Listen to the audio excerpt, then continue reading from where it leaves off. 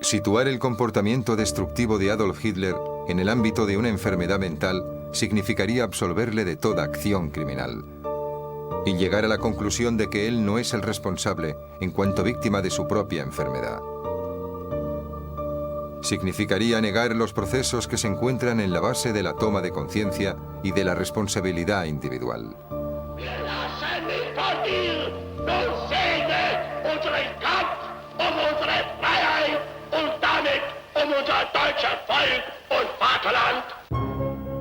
«1923.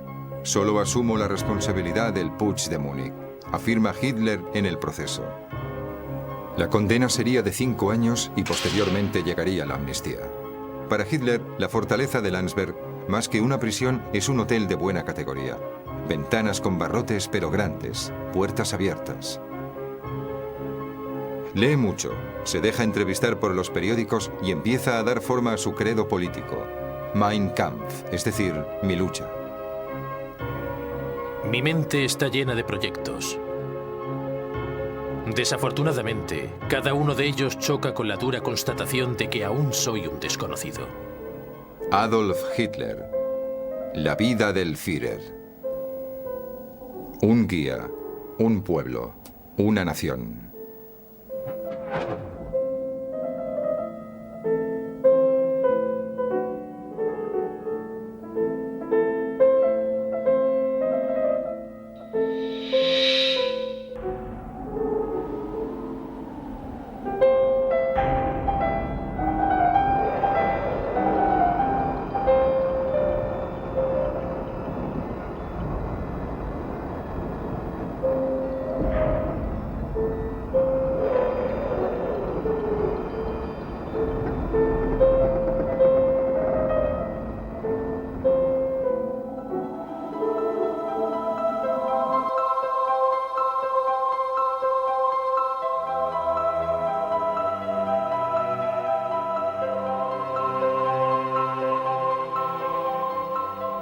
Adolf Hitler nace en la localidad de Braunau, Austria, el 20 de abril de 1889. Su padre, Alois, es aduanero. Tiene más de 50 años, largos bigotes grises y sus ojos indagadores le dan un aspecto severo.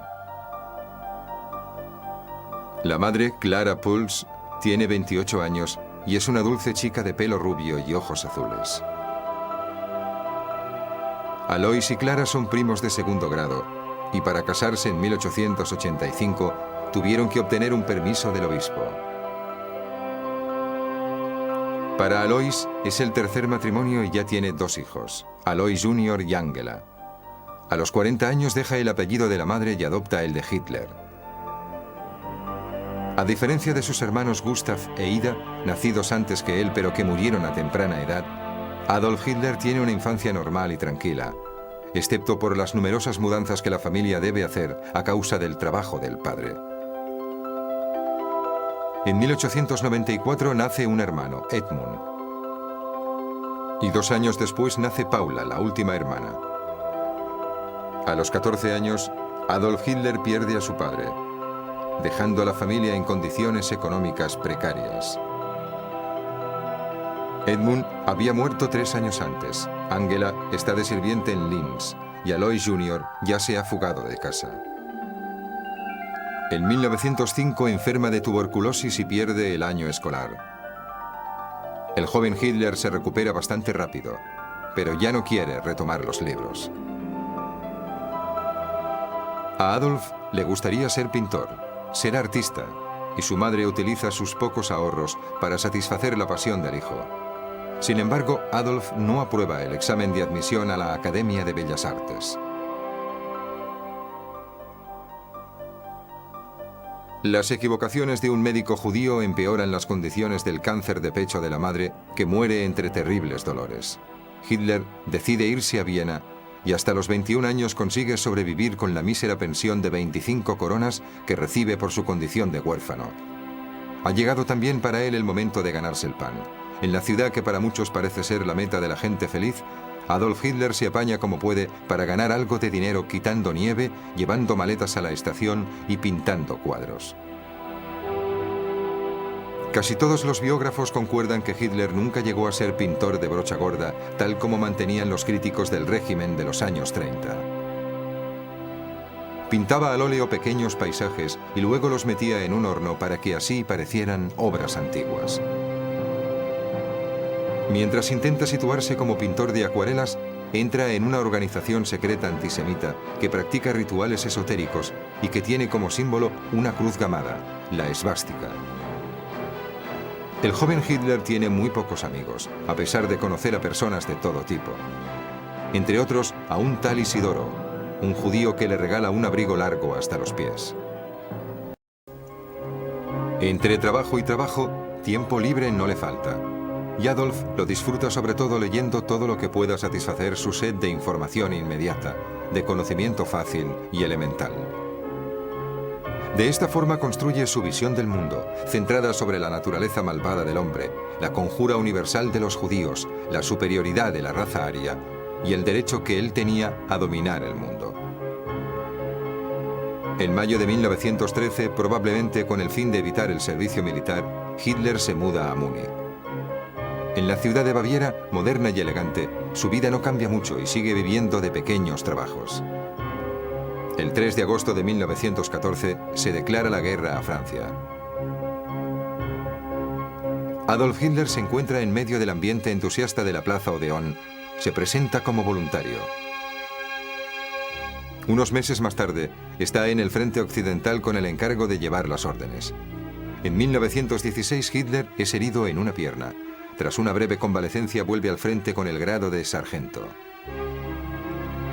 En 1918, le conceden la Cruz de Hierro de primera clase, una condecoración extraordinaria para un sargento, pero en el boletín del regimiento nunca se menciona la razón. Entre sus compañeros tiene fama de invulnerable. Declara estar listo para morir en cualquier momento y es capaz de mostrarse frío durante los bombardeos más violentos. Siempre pone la muerte como única alternativa. O su proyecto tenía éxito, o él estaba listo para suicidarse. No existían opciones intermedias en su extremo desafío al mundo. Infierno más que guerra. En octubre de 1918, cegado por los gases, llegué al hospital de Pasewalk mientras la guerra estaba terminando. Todo había sido inútil. Inútiles los sacrificios, el hambre y la sed padecidos.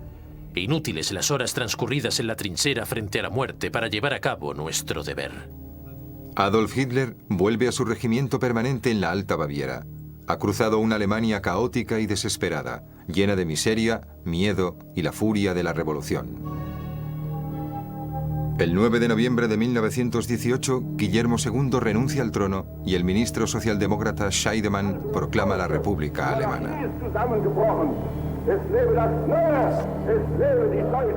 En los días posteriores, mientras Hitler se encuentra en Traunstein, donde presta servicio como guardián en un campo de concentración para prisioneros rusos, en Berlín la situación se precipita. El movimiento de los espartaquistas, encabezado por Kurt Liebknecht y Rosa Luxemburg, ha continuado con su movilización armada. Entre el 10 y el 17 de enero de 1919, las compañías de los cuerpos francos, bajo la dirección del ministro de Defensa, Gustav Noske, actúan decididos contra los espartaquistas. Es la semana sangrienta que terminará con el asesinato de los dos líderes del movimiento, Liebknecht y Luxemburg. Hitler vuelve a Múnich. La ciudad sigue presa del desorden que se agrava aún más en febrero, cuando el presidente del Consejo, Kurt Eisner, es asesinado. La lucha política provoca desórdenes muy violentos. El 6 de abril, en Baviera, se proclama la República Roja de los Consejos. Es el 1 de mayo cuando Múnich hambrienta se rinde a los repartos militares de Noske. Hitler ha vivido toda esta fase caliente en un cuartel de Múnich. En la desolación, en el caos, en el desorden, nace la República. Los democráticos son la maldición de Alemania. El presidente Friedrich Ebert no es ni una autoridad ni una guía para la nación. Nuestros parlamentarios no han defendido la libertad ni la independencia de nuestro pueblo. Guillermo II se merece el exilio. Fue el primero en creer en los traidores. Alemania no despierta. Yo soy el tambor de los alemanes. En Versalles, procesan y juzgan al pueblo alemán en nombre de un pacifismo que los gobiernos aliados no pueden dictar. La rabia de los explotadores internacionales de pueblos se desahoga contra nuestro ejército, que es la escuela de la nación. El pacifismo es un ideal de pueblos inferiores. El tratado de paz impuesto a Alemania es un crimen. Reducirla a la miseria es favorecer al marxismo. Quitarle las armas significa forzar a que Alemania se convierta en una colonia. El tratado de paz, este instrumento de burla y humillación, se convertirá en el medio para excitar la pasión nacional. Mientras sigue la tensión por la firma del Tratado de Versalles, el sargento, ya en la treintena, sale al descubierto. Sigue un curso de instrucción política para soldados. En septiembre, Hitler recibe el encargo de indagar sobre un nuevo y pequeño grupo político, el Partido de los Trabajadores Alemanes. Exaltado por los nuevos valores que proclama, se adhiere al partido. Miembro del comité directivo encargado de la propaganda, en octubre consigue que acudan más de 100 personas al mitin de la Hofbrauhaus. 200 en noviembre, casi 2000 en febrero de 1920, cuando ilustra los 25 puntos del programa. En abril, mes en que Hitler deja el ejército, el partido adquiere su denominación definitiva: Partido Nacional Socialista de los Trabajadores Alemanes. En menos de 6 meses, Hitler se convierte en su líder absoluto e indiscutible. Enero de 1923, las tropas francesas invaden el Ruhr como represalia, porque Alemania todavía no había pagado las reparaciones de guerra a Francia. Francia, con la ocupación del Ruhr, ha violado el Tratado de Versalles de forma clamorosa. Es una incursión gigantesca. Deseamos que hubiera llegado el momento de la respuesta. Nuestra sección de asalto ya era una organización militar de combate, pero los burgueses confiaban en los demócratas y solo se preocupaban de acaparar los puestos de gobierno. El nuevo canciller Stresemann es el producto de la democracia. Practica la renuncia a la política de resistencia pasiva, incapaz de devolver la esperanza a las empresas y a los desempleados. Yo pensaba en un golpe de Estado. El general Ludendorff estaba de mi lado, pero su gran prestigio no bastó para impedir la hostilidad del ejército. Era la noche del 8 de noviembre de 1923, cuando di el anuncio revolucionario. Hoy mismo, aquí en Múnich, será nominado un nuevo gobierno y constituido un ejército nacional alemán. Propongo que sea yo quien asuma la dirección política del gobierno nacional. El deber del gobierno nacional alemán es el de organizar la marcha sobre esa pecaminosa Babel que es Berlín. El ejército no me apoyó y la policía abortó el intento antes de que se produjera. A las 11 de la mañana del 9 de noviembre, el golpe de Estado había terminado. Habíamos fallado. Sin embargo, nuestra idea había suscitado miedo y entusiasmo. Mi defensa en el proceso fue un acto de propaganda para el movimiento. Yo creo que llegará la hora en que las masas que hoy llenan las calles con nuestras banderas con la cruz gamada se unirán con las que les disparan. Alemania tiene que rebasar todas sus fronteras y convertirse en la fuerza dominadora de Europa.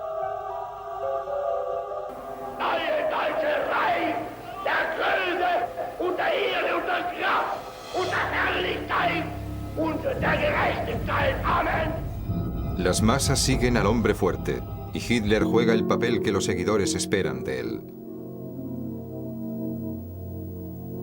Muere el canciller Gustav Stresemann. Hitler sale en libertad condicional por Nochebuena. Me hubiera gustado ser arquitecto. Los judíos de Viena me lo impidieron. Pero tuvieron mala suerte, porque ahora tienen que lidiar con un político. Ellos me recluyeron en Landsberg, pero ahora tienen un libro, Mein Kampf. El libro es un esbozo del futuro Estado alemán y de los medios con los que puede convertirse en el dueño del mundo. Se trata de una grotesca concepción del mundo y de la vida. Un amasijo ideológico compilado de forma neurótica y mentalmente inmadura. No es culpa vuestra que os metieran en la guerra. Desde entonces estáis sufriendo. La culpa es de la traición llevada a cabo en contra vuestra en 1918. Fuisteis demasiado honestos y pacientes. Alemania tiene que despertar, volver a encontrar su fuerza, volver a tomar en el mundo el lugar que le corresponde. Y para empezar, limpiemos Berlín de esta banda de malhechores que gobierna este país. El 27 de febrero de 1925, Adolf Hitler reúne a los 4000 fieles que le quedan y con un encendido discurso los convence para retomar la lucha política interrumpida. Son suficientes 2 horas y el movimiento vuelve a estar por entero en sus manos. Ahora Hitler se presta a relanzar el partido nazi a nivel nacional. El uso de la violencia verbal, la repetición de palabras clave, aplastar, fuerza, odio, despiadado, son aclamadas. Los gestos y el carácter emotivo de su oratoria, ese dejarse ir hasta llegar a un paroxismo histérico, provocan sobre la gente una incontrolada excitación.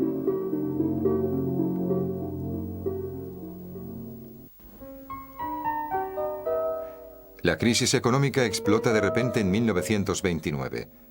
Desde Nueva York, donde en octubre se derrumbó la bolsa, se expanden por todo el mundo efectos desastrosos. Golpea a Alemania con especial dureza.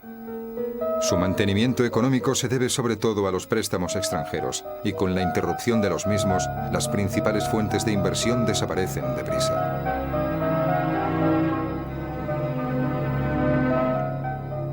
Aumentan los desempleados, se derrumban los precios de los productos agrícolas.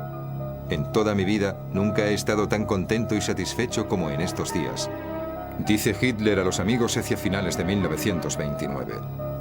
Esta dura realidad ha obligado a millones de alemanes a abrir los ojos a fraudes inauditos, traiciones y mentiras de los marxistas, los auténticos embaucadores del pueblo. Hacia finales de 1930, los desempleados ya son más del doble. En el campo, los agricultores dejan la tierra que ya no produce. En las ciudades, los artesanos cierran o venden a bajo precio sus empresas. Es a estos operarios, agricultores, comerciantes y empresarios sin trabajo a los que se dirige la propaganda de los partidos populares. La propaganda nazi sigue los dictámenes teorizados por Hitler en Mein Kampf, pero también promete trabajo, exenciones fiscales, respeto de las religiones y de la propiedad privada.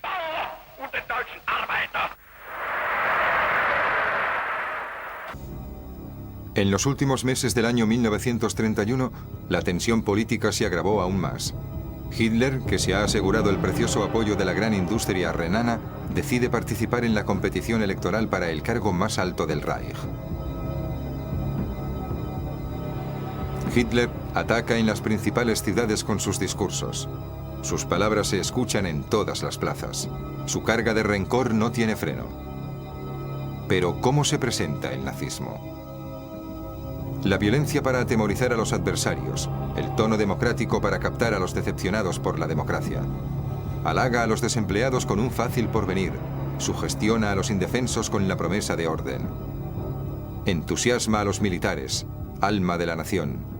Exalta a todos los alemanes en la visión de la gran Alemania. La propaganda antinazi pone de relieve todos los aspectos más pintorescos de la figura de Hitler, el demagogo, el nuevo tirano.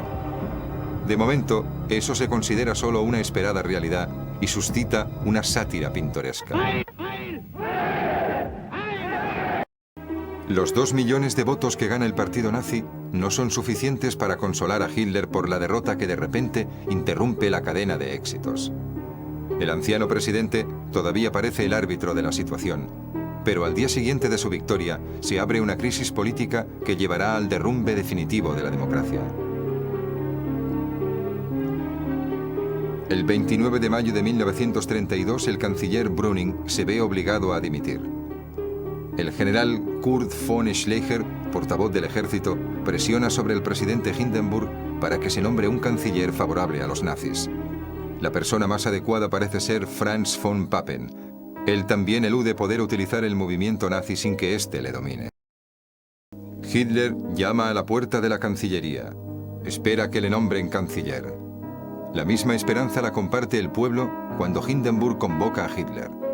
Hitler no quiere participar en ninguna coalición. Von Papen será el canciller, y usted está invitado a apoyarle. No apoyaré a ningún gobierno. No olvide sus promesas. Le recuerdo que me había asegurado que iba a participar en el gobierno. No, quiero todo el poder, no menos. Habéis ganado las elecciones, pero aún no tenéis una mayoría en el Parlamento. Todo el poder, o nada. Von Papen es nombrado canciller, pero su gobierno dura poco. El Parlamento y el ejército lo obstaculizan hasta el punto de pedir su dimisión. El 2 de diciembre, el general von Schleicher es el nuevo canciller. La sucesión de cancilleres ya ha durado demasiado según los nazis. Hitler busca su revancha y un posible aliado que presione directamente a Hindenburg. Von Papen vuelve a ser el hombre adecuado y los nazis ya han llegado a un acuerdo con él para hacer caer al gobierno de von Schleicher y obtener el nombramiento de Hitler. Oskar Hindenburg, hijo del presidente y corrompido por Hitler, consigue convencer al viejo mariscal. El 30 de enero de 1933, Adolf Hitler es nombrado canciller.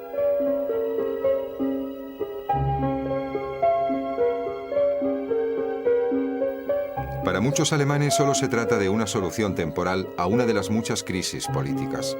Creen que con Hitler habrá un gobierno estable. Este es el final de la joven República Alemana. Diejenigen Elemente von der Einflussnahme auf die Gestaltung des Lebens der Nation fernzuhalten, die bewusst und mit Absicht dieses Leben negieren. Finalmente, puede presentarse ante las masas de Berlín al lado del presidente. Es el dueño del Estado. El encuentro más esperado por Hitler es con el ejército. Una cita para la que lleva años preparándose. Los oficiales uniformados de ceremonia saludan al ex sargento.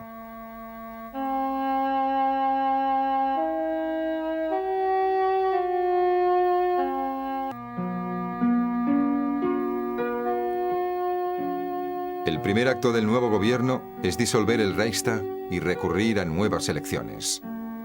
La campaña electoral se desarrolla en un único sentido. El partido nazi ocupa prácticamente todo el poder. Todos los demás son sometidos a continuas amenazas e intimidaciones. El 27 de febrero de 1933 la violencia llega a su punto más alto. 3 matones nazis entran en el Parlamento y esparcen material inflamable. La sede del Reichstag es destruida. La propaganda se lanza sobre los comunistas, acusados de haber preparado un golpe de Estado. Arrestan a muchos antinazis.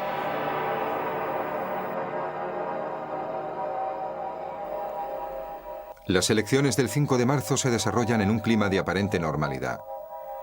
Con el incendio del Reichstag, los nazis tenían el pretexto para obtener plenos poderes.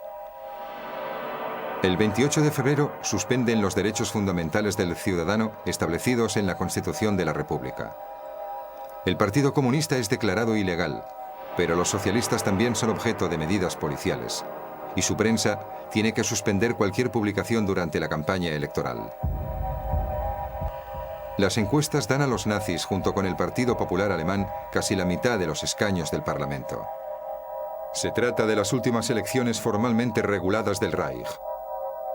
El 23 de marzo, Hitler consigue que el Parlamento apruebe la llamada Ley Delegatoria, que cede durante 4 años el poder legislativo a manos del Führer. Muchos diputados no están presentes en esta asamblea. Muchos de ellos, entre los cuales 80 comunistas y su jefe Thälmann, están en la cárcel.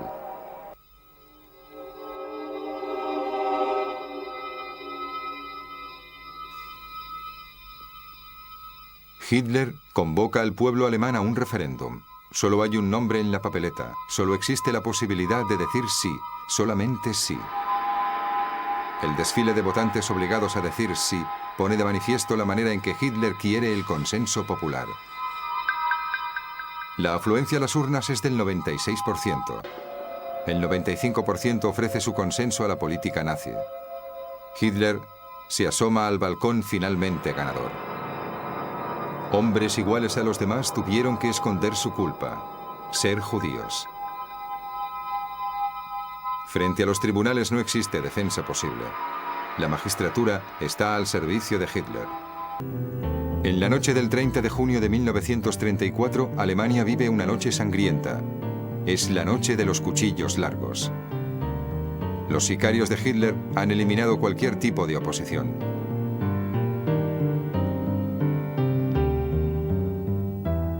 En su casa de campo, el presidente Hindenburg se está muriendo. Hitler está presente durante su agonía. Una hora después de la muerte de Hindenburg, se anunció que los cargos de presidente y de canciller iban a ser ostentados por Hitler. Es la mañana del 2 de agosto de 1934. Oficiales y gregarios del ejército alemán prestan juramento de fidelidad a su nuevo comandante supremo.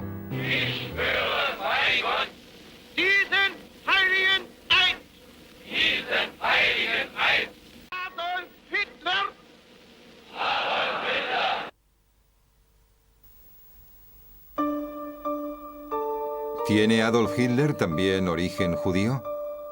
El mes de septiembre de 1935, el Reichstag convoca una sesión especial en Nuremberg para la aprobación de las leyes antijudías.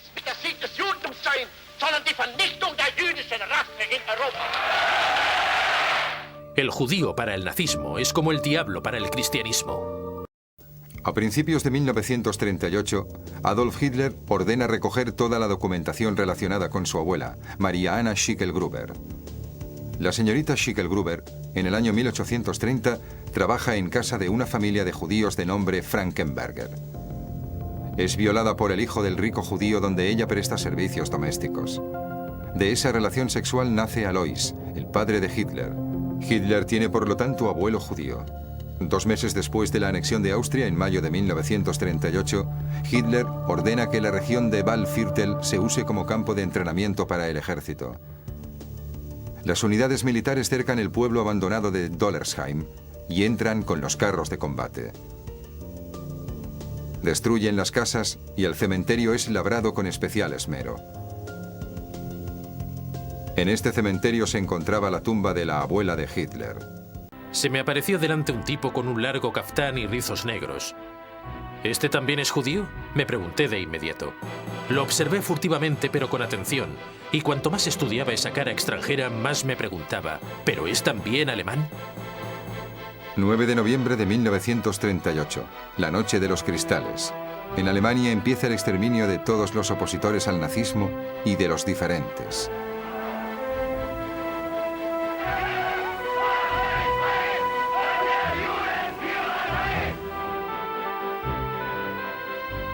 Queman las sinagogas, arrestan a los judíos y los envían a los campos de concentración.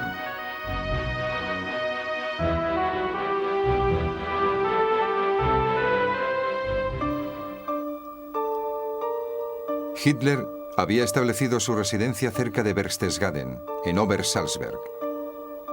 Al principio alquila la casa, más tarde, con el dinero de los derechos de autor de Mein Kampf, la compra. La casa, ahora llamada Berghof, es reformada según sus dibujos.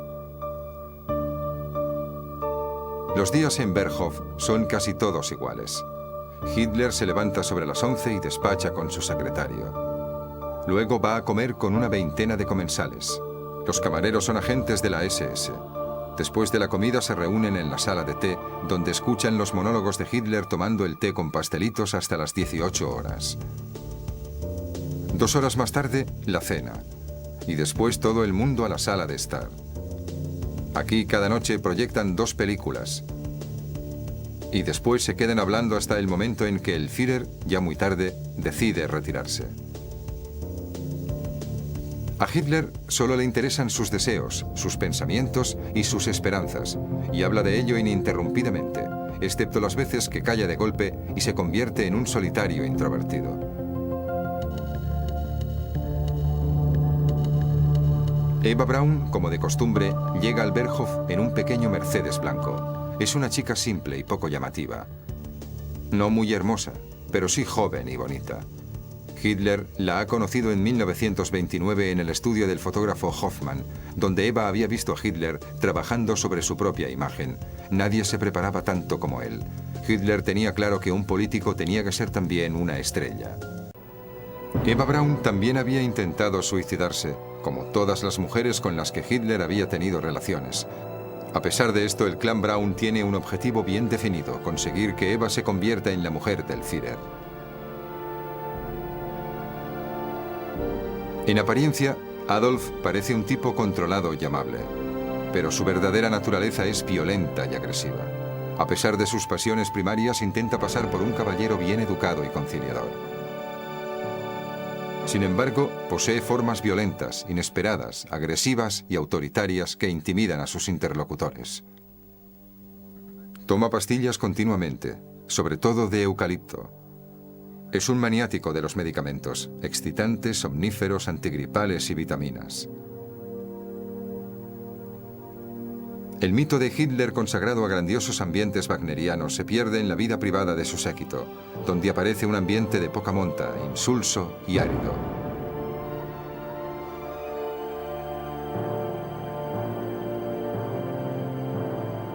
Aunque ese ambiente cambia en presencia de los jerarcas. Si envío a la flor de la juventud a la tempestad de la guerra que se prepara sin sentir el más mínimo reparo por la preciosa sangre alemana que se está derramando, ¿no debo tener derecho a eliminar a millones de personas de raza inferior que se multiplican como insectos nocivos? Creía haber nacido para llevar a cabo una misión y temía que un criminal cualquiera pudiera matarle impidiéndole conseguir su objetivo. Nunca los eventos humanos habían dado a luz a un ser tan ignorante y a la vez tan irresistible como jefe de masas. Un inseguro capaz de aparecer como el genio de su época. La guerra es la cosa más natural que existe. La guerra es vida. La guerra es condición. Hitler reúne a sus generales y esboza el plan ofensivo. 1938. Austria se incorpora al Reich alemán. Más tarde, la anexión de una parte de Checoslovaquia. El 23 de agosto de 1939, Hitler sorprende al mundo suscribiendo un pacto de no agresión con la Unión Soviética. El 1 de septiembre, las tropas alemanas invaden Polonia. Francia e Inglaterra declaran la guerra a Alemania. Empieza la Segunda Guerra Mundial.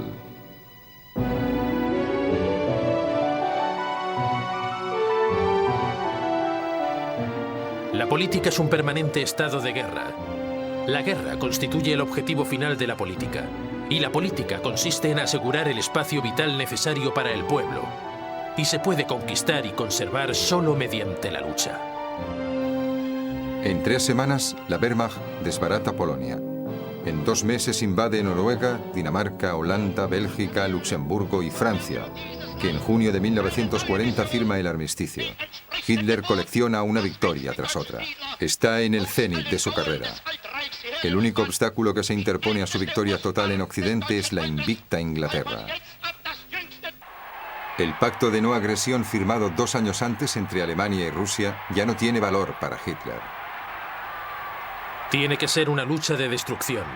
Los generales tienen que autoimponerse el sacrificio de sus escrúpulos. El 22 de junio de 1941, sin previa declaración de guerra, Alemania envía sus tropas contra la Unión Soviética. Se trata de la Operación Barbarroja. Hitler estaba convencido de que la campaña militar duraría solo unas semanas y que terminaría con la conquista de un enorme territorio en Oriente. Cree que Inglaterra se doblegará, que Estados Unidos callará y que el mundo lo exaltaría.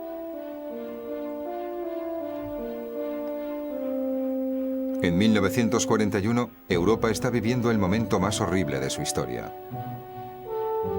Los alemanes llegan a las puertas de Moscú, pero de repente llega el invierno ruso y la situación de la Wehrmacht se hace trágica. Prohíbo rendirse. Hay que mantener las posiciones.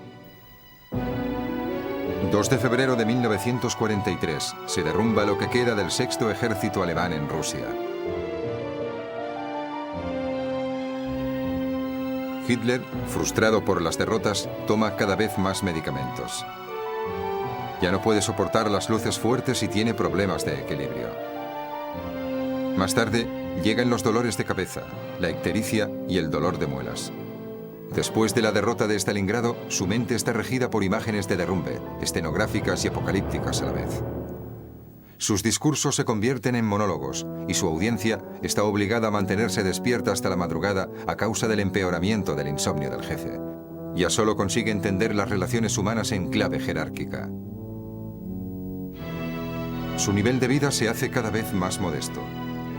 Solo las medicinas y las drogas le permiten gestionar los deberes aplastantes que le corresponden y su estrategia ya solo se reduce a un par de palabras: resistencia a ultranza.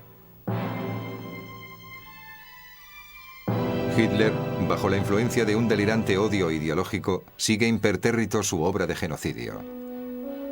Los trenes para ganado de la SS transportan el cargamento humano con destino a los campos de exterminio. De los 6 millones de judíos no quedará huella.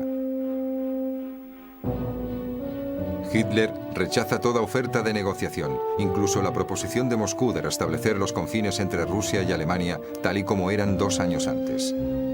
En la mente del Führer ya no queda alternativa entre la victoria y el derrumbe total. 1944. Los aliados están cerca. Hitler está obligado a defenderse en todos los frentes.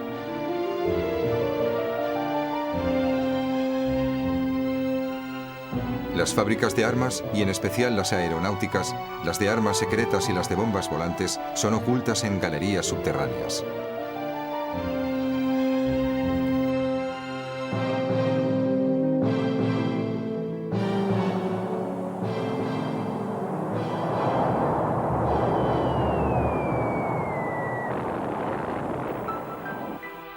Allí trabajan en condiciones lamentables prisioneros sacados de los campos y judíos destinados al exterminio. La vida media es inferior a 30 días.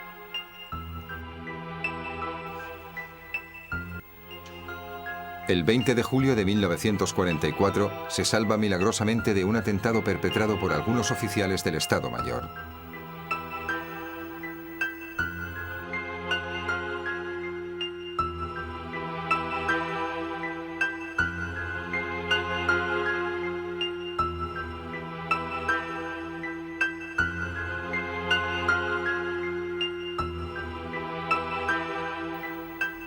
Mientras los americanos y los ingleses avanzan desde Occidente y los rusos desde Oriente, el Führer del Reich milenario busca refugio en su casa de la montaña.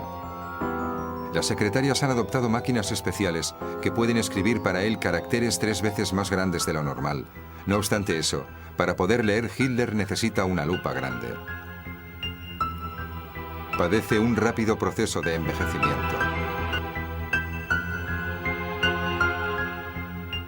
Indiferente a las dramáticas noticias que le llegan desde todos los frentes, el 12 de diciembre de 1944, Hitler contraataca. Se trata de la ofensiva de las Ardenas.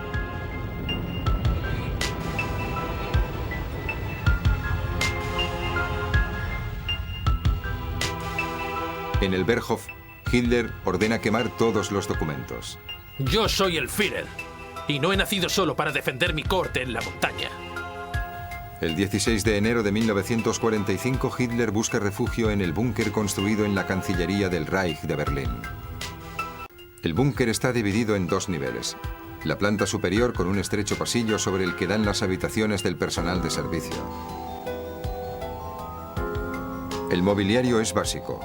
La iluminación se desprende solo de bombillas que hacen que el ambiente parezca fantasmal. El olor a orina es fuerte y la humedad sofocante.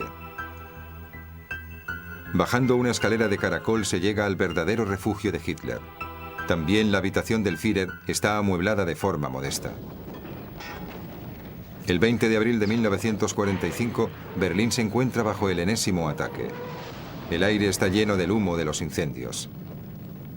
Hitler, en el jardín detrás de la Cancillería, condecora a los extenuados soldados de ese ejército que había dominado Europa.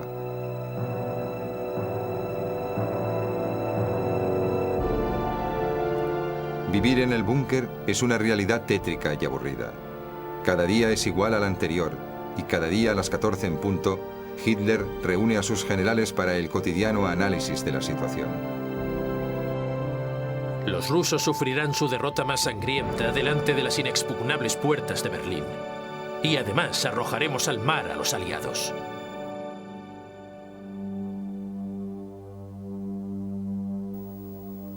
La inclinación a buscar señales y esperanzas más allá de lo racional crece con la sucesión de los eventos.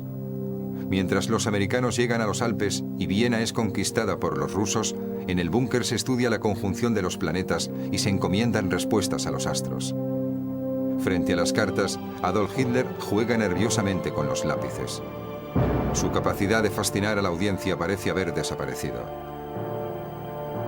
Con una idea ya distorsionada de la realidad, ordena el desplazamiento de ejércitos que ya no existen. Planea batallas decisivas que nunca se afrontarán.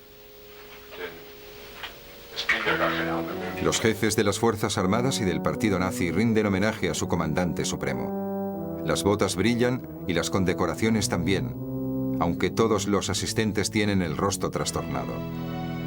22 de abril. Las vanguardias del Ejército Rojo están en Berlín. Hitler desahoga su furor sobre el Estado Mayor. Entonces todo ha cambiado. La guerra está perdida. Pero si ustedes piensan que dejaré Berlín, se equivocan. Antes me pego un tiro en la cabeza. Sois todos unos traidores, unos perros traidores. El fuego de la artillería rusa hace temblar su refugio. Poco a poco, todos empiezan a delirar.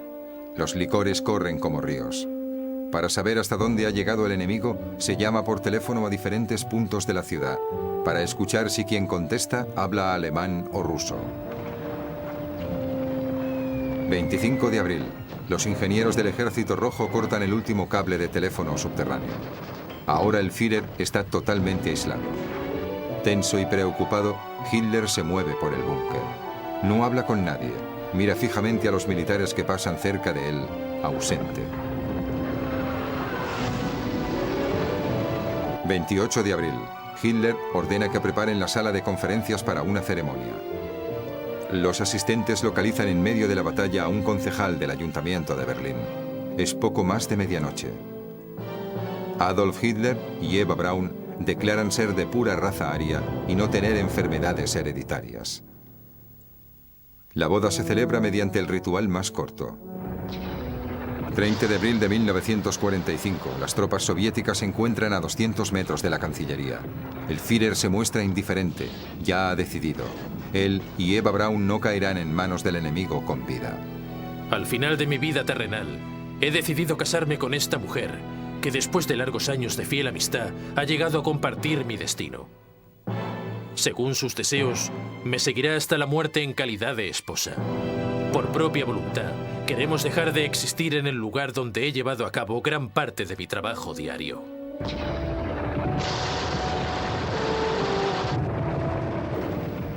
Hora 15:30. La puerta de la habitación de Hitler se cierra. 2 pastillas de cianuro, una para el Führer, la otra para Eva. Apenas un minuto después, un disparo de pistola. Se dispara a la sien con su arma. A los suyos les había dicho: quiero estar seguro de que voy a morir.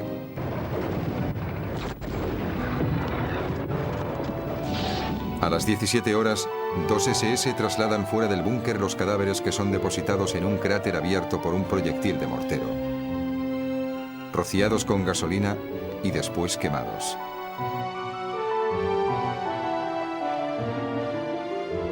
Un grupo de soldados rusos iza la bandera roja sobre el tejado de la Cancillería.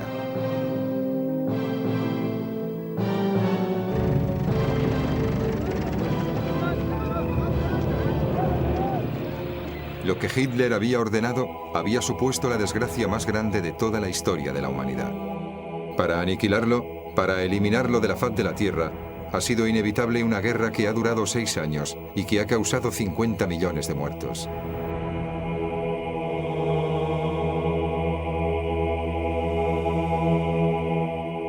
Hitler ha muerto. Fuera del búnker, los rusos recomponen el cuerpo de entre los escombros y enseñan al mundo su trofeo, pero saltan las dudas. Se habla de un doble, de impotencia. Una leyenda cuenta que Hitler, cuando era niño, había perdido un testículo a causa de la mordida de un cabrito. 8 de mayo de 1945. Se efectúan las autopsias de los 2 cadáveres. El examen necrológico establece lo siguiente: varón, entre 50 y 60 años, tamaño 1,65 m, muerte por envenenamiento de cianuro, falta parte del cráneo, detectado solo el testículo derecho, cadáver extremadamente carbonizado y muy dañado. Hembra, de entre 30 y 40 años, 1,50 m, muerte por envenenamiento de cianuro, cadáver extremadamente carbonizado y muy dañado. Un año más tarde, en el jardín de la Cancillería se encuentran los restos del cráneo de un hombre. En uno de los fragmentos es visible el orificio causado por una bala. Sin embargo, la muerte de Hitler sigue siendo un acontecimiento misterioso. El fracaso de sus hazañas no hace de Hitler un tonto.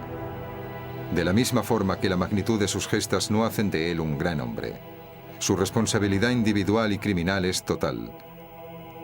Era consciente, sano de mente, totalmente convencido de sus ideas y decidido a aplicarlas.